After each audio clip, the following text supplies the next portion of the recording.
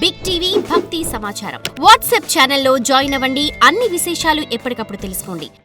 అట్లాగే మనం ఎక్కడ తిరుగుతున్నామో ఆ తిరుగుతున్నటువంటి ప్రదేశం అంటే కేవలం మన ఇల్లని కాదు, మన ఇంటి ముందు కూడా అంత శుభ్రంగా ఉండాలి. మనం ఒక 4 మొక్కలు పెంచితే అంత అందంగా పెంచాలి. మనం నివసించేటటువంటి వీధిని శుభ్రంగా ఉంచుకోవాలి. అలా ఉంచుకోకపోతే భయంకరమైనటువంటి క్రిమికీటకాదులు పెరిగిపోయి అవి కరిచిన కారణం చేత విషతుల్యమైనటువంటి జ్వరాలు, అంటురోగాలు ప్రబలి అనారోగ్యాలు ఏర్పడతాయి. కాబట్టి మనం ఉండే పరిసరాల్ని అంత శుభ్రంగా ఉంచుకోవాలి. మనం తొడుక్కునే బట్టలు ఉతికి ఆరేసినటువంటి బట్టలే కట్టుకోవాలి. శుభ్రత అంటే ఏదో బాగా ఖరీదైనవి కట్టుకోమని కాదు, మనకున్న వాటిల్లో ఉతికినటువంటి బట్టలు కట్టుకోవాలి. కట్టుకుని అనారోగ్యం సంక్రమించకుండా ఎప్పుడూ జాగ్రత్త పడుతుండాలి. మన ఇంట్లో మన వస్తువులు మనం పెట్టుకున్నప్పుడు ఆ వస్తువులు అర్ధరాత్రి వేళ లేచి ఆ వస్తువు తీయవలసి వచ్చినా తీయగలగాలి. ప్రత్యేకించి పిల్లలు పుస్తకాలు సర్దుకుంటూ ఉంటారు. పాఠశాల నుంచి వచ్చిన తర్వాత ఆ పుస్తకాల సంచి తీసుకెళ్ళి మూట పారేసినట్టు పారేయడం, అట్టలు ఊడిపోయి ఉండడం, ఆ పెన్సిలో పెన్నో తీయవలసి వస్తే పుస్తకాల అడుగు నుంచి తీయడంలో 2 నెలలు కూడా కాకముందే పుస్తకాలు చిరిగిపోయి ఉండడం, ఎక్కడ పడితే అక్కడ పుస్తకాల మీద వ్రాసేస్తూ ఉండడం, అవి అశుభ్రతకి సంబంధించిన విషయాలు. ఇంటికి వెళ్ళగానే పుస్తకాలు అంత అందంగా సర్దుకోవాలి.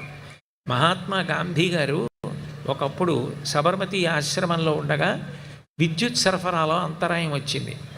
ఆయన ఒక చిన్న వస్తువు ఒకటి తీయవలసి వచ్చింది.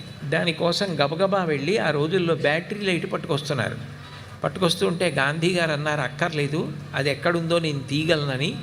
ఆ చీకట్లో వెళ్ళి ఆయన కూర్చునేటటువంటి టేబుల్ మీద చెయ్యి పెట్టి తడివి ఇక్కడ ఉంటుందని తీశారు.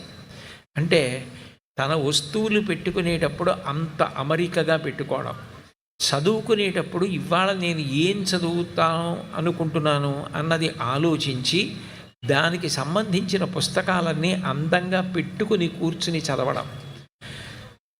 చదివేటప్పుడు సాధ్యమైనంత వరకు బల్లా కుర్చీ వాడకుండా నేల మీద కూర్చుని చదువుకోవడం అలవాటైతే, వెన్నుపాము నిటారుగా పెట్టి చదువుకోవడం అలవాటైతే భవిష్యత్తులో శరీరం బాగా సహకరిస్తుంది.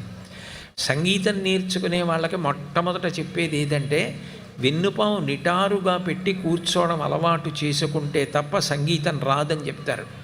నేను సంగీతానికి సంబంధించి ఎన్నో పుస్తకాలు చదివాను. వాటిల్లో మొట్టమొదటి నియమం ఏం చెప్తారంటే, వెన్నుపాము నిటారుగా పెట్టి కూర్చోవడం వస్తేనే సంగీతం సక్రమంగా వస్తుంది అని చెప్తారు. పిల్లలు చక్కగా చాప మీద మఠం వేసి కూర్చొని వెన్నుపాము నిటారుగా పెట్టి పుస్తకాలు చదవడం అలవాటు చేసుకుంటే సంధిబంధములకు వ్యాయామం ఉంటుంది. చిన్నతనం నుంచి ఈ కుర్చీల్లో కూర్చోవలసిన అవసరం లేదు. నేను కొన్ని వేల ప్రసంగాలు నేల మీద కూర్చునే చేశాను. తరువాతి కాలంలో నా కాళ్ళకి ఇబ్బంది వచ్చి ఇప్పుడు కుర్చీలో కూర్చొని ప్రసంగం చేస్తున్నాను. కానీ చాలా ప్రసంగాలు మొన్నటి వరకు నేల మీద కూర్చునే చేశాను. అంటే అది నా గొప్ప కాదు. చిన్నతనంలో మా అమ్మగారు వాళ్ళు నేర్పినటువంటి క్రమశిక్షణ, వాళ్ళు మా గురువులు వాళ్ళు నేర్పిన క్రమశిక్షణ వలన అలా కూర్చోవడం అలవాటైంది. కాబట్టి మీరు ఇప్పటి నుంచి అట్లా కదలకుండా కూర్చోవడం, చదవడం అలవాటు చేసుకోండి. చదివేటప్పుడు ఒక్కటి జ్ఞాపకం పెట్టుకోండి, మీరు ఎంత కదిలిపోతూ ఉంటారో మీలోకి మీరు చదువుతున్నది అంత తక్కువగా పెడుతుంది. గుండ్రంగా ఒక కాగితం మీద సూర్యకిరణాలు పడాయనుకోండి, కాసేపు ఆగిన తర్వాత మీరు అక్కడ చెయ్యి పెడితే వేడెక్కుతుంది. ఇంకా కొంతసేపు మీ చర్మం ఉంచితే చురుక్కుమంటుంది, మీరు పెట్టి ఉంచలేరు. మీరు కదపకుండా భూతద్దం అలాగే ఉంచితే సూర్యకిరణాలు వెళ్ళి కాగితం మీద పడ్డ చోట పొగొచ్చి అంటుకుని మంట వస్తుంది. అంటే అంతటా పడుతున్న సూర్యకిరణాలు ఒక భూతద్దంలోంచి ఒకే చోట కేంద్రీకృతమైతే అక్కడ అగ్ని పుట్టించగలిగాయి. మీ దృష్టి చదివేటప్పుడు మీరు చదువుతున్న విషయం మీద తప్ప వేరొక విషయం మీదకి వెళ్లకుండా మీరు దృష్టిని కేంద్రీకరించగలిగితే మీ మెదడు ఏది పుచ్చుకోవాలో దాన్నంతటినీ కూడా పుచ్చుకుంటుంది. అది కదిలిపోతోందనుకోండి, కదిలిపోతున్నప్పుడు అది పుచ్చుకోలేదు. మీకు నేను ఒక ఉదాహరణ చెప్పాలి అంటే, మీరు నిటారుగా కూర్చుని అన్నం తింటే లోపలికి తీసుకోవడం చాలా తేలిక. అదే మీరు పడుకుని అటు ఇటు దొర్లుతూ ముద్ద తినండి, మీరు తినలేరు, చాలా కష్టం, కూర్చుని తిన్నట్టు తినలేరు. మెదడుకి కూడా ఒక అలవాటు ఉంటుంది. అది ఏదైనా పుచ్చుకోవాలి అంటే శరీరం కదలకుండా ఉండాలి, మనసు దాని మీద లగ్నం కావాలి. మనసుని లగ్నం చెయ్యాలి, శరీరం కదలకుండా ఉండాలి. మీరు ఏది చదువుతున్నారో దాని మీద తప్ప ఇతర విషయం మీదకి దృష్టి వెళ్ళకూడదు. అలా వెళ్లకుండా ఉందా లేదా పరిశీలించాలి అంటే, మీరు ఒక్కసారి ఒక్క పేజీ చదివి ఆపేసి, ఈ పేజీలో నేను చదివిన దాంట్లో ఎన్ని నాకు జ్ఞాపకం ఉన్నాయని గుర్తు తెచ్చుకొని మళ్ళీ మీరు ఆ పేజీ చదివారనుకోండి, మీకు చాలా మటుకు అందులో గుర్తు లేదు అంటే మీరు మీ బుద్ధిని కేంద్రీకరించలేకపోయారని గుర్తు. మీరు బెంగ పెట్టుకోక్కర్లేదు. ఎక్కడ మీ వైఫల్యం తెలిసిందో, మీ ఫెయిల్యూర్ తెలిసిందో, అక్కడే మీరు సక్సెస్ పొందగలరు. మీ ఫెయిల్యూర్ మీకు తెలియడమే మీ మొదటి సక్సెస్. నేను కాన్సన్ట్రేట్ చెయ్యలేదు, అందుకే నేను చదివిన పేజీలో నాకు చాలా విషయాలు గుర్తులేవు అంటే, ఇప్పుడు మీరు రెండో మాట చదివినప్పుడు చాలా గుర్తుంటాయి. ఇప్పుడు పేజీ మూసి గుర్తు తెచ్చుకుంటే బోలెడన్ని విషయాలు జ్ఞాపకానికి వస్తాయి ఆ పేజీలోంచి. అలా క్రమక్రమంగా మీరు ఆ కాన్సన్ట్రేటింగ్ పవర్ అన్నది పెంచుకోగలిగారనుకోండి, మీరు ఎంత తక్కువసేపు చదవండి, మీరు ఎప్పుడు చదవండి, మీరు ఎప్పుడు చదివినదైనా, ఎంతసేపు చదివినదైనా, తిన్న అన్నం లోపలికెళ్ళి నెత్తురుగా మారిపోయి మీ శరీరంలోనే ఉండిపోయినట్టు, మీరు ఏది చదివారో అది మీ బుద్ధిలోకి, మీ మేధస్సులోకి వెళ్ళి శాశ్వతంగా జ్ఞాపకం ఉంటుంది. ఏది జ్ఞాపకం ఉండిపోయిందో అది మీకు అక్కరకు వస్తుంది. భూపసభాంతరాళమున పుష్కళవాక్చతురత్వము ఆజి బాహాపటుశక్తియున్ యశమునందనురక్తియు ప్రకృతి సిద్ధగుణంబులు సజ్జనాళికిన్నంటాడు భర్తృహరి. ఏదైనా ఒక చోట మాట్లాడవలసి వస్తే పుస్తకం పెట్టుకోవడం తప్పు కాదు, కానీ ఇక ఎప్పుడు ఏది మాట్లాడినా ఏది చెయ్యాలన్నా నాకు పుస్తకమే ఉండాలండి అంటే అప్పుడు నీ మేధస్సు ఏమైనట్టు? నీ మేధస్సు యందు నిలవ ఉండాలి. నువ్వు ఎప్పుడు కావాలనుకుంటే అప్పుడు అది బయటికి రావాలి. దానికి మనిషి చీమ కష్టపడినట్టు కష్టపడాలి, ఆవు నెమరవేసినట్టు నెమరవేయాలి.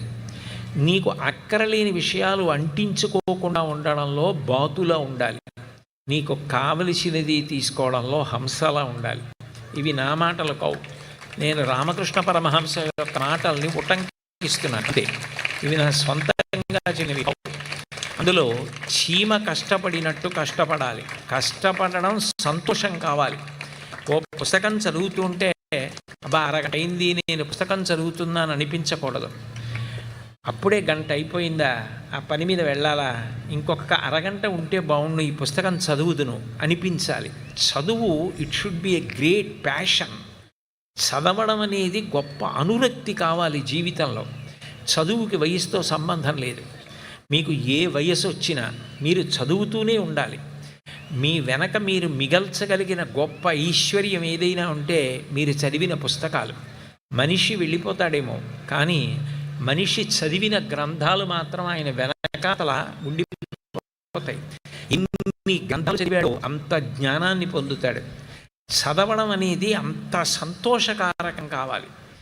మీరు ఏది చేసినా అది చెయ్యడం మీకు ఉత్సాహంతో ఉండాలి, అంతేకాని బాధపడుతూ బరువుగా ఎప్పుడూ చేయకూడదు. చదువు తప్ప మనని వృద్ధిలోకి తీసుకురాగలిగినది వేరొకటి లేదు. కాబట్టి చదవడంలో అంత సంతోషం ఉండాలి. చీమ ఎంత ఉంటుంది? చాలా చిన్నది ఉంటుంది. చీమకి కాళ్ళు బోలెడన్ని ఉంటాయి, నోరు చిన్న నోరు ఉంటుంది.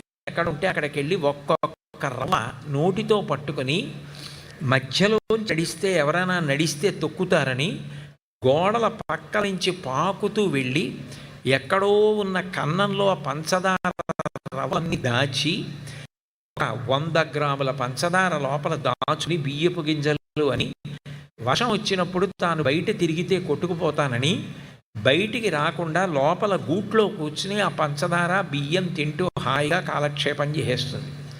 చీమ ఎట్లా కష్టపడిందో అలా విద్యార్థి దశలో కష్టపడి ఉంటాడో ఆ వ్యక్తి తరువాతి కాలంలో అంత గౌరవాన్ని పొందుతాడు. For more videos like this, subscribe Big TV channel.